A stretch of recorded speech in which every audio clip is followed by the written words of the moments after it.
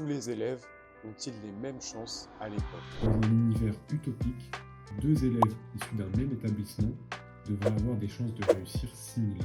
Jusque-là, on est d'accord. Il s'agit d'une des valeurs de base de l'éducation nationale et d'un des piliers de la société française, l'égalité. Or, il n'en est rien.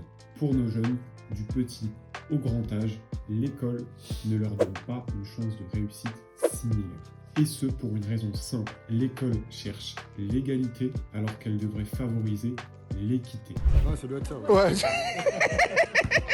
Et là, tu es en train de me dire, mais qu'est-ce qui me baragouine celui-là? Qu'est-ce que c'est l'équité? Le schéma scolaire actuel est basé sur l'égalité.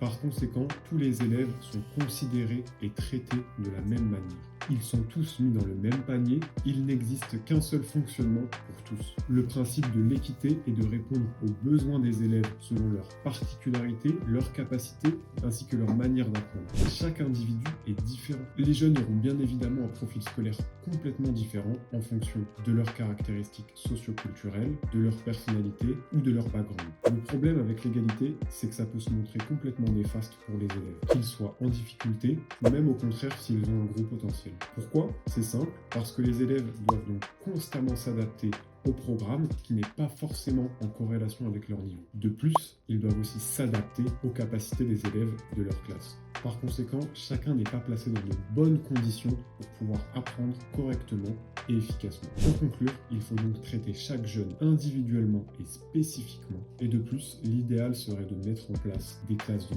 niveau en fonction des matières, plutôt que des classes d'âge comme c'est fait actuellement. C'était Partadome pour la chronique sans filtre. N'hésite surtout pas à nous donner ton avis en commentaire. On veut savoir si tu es d'accord ou pas avec nous. D'ici là, je te dis à bientôt.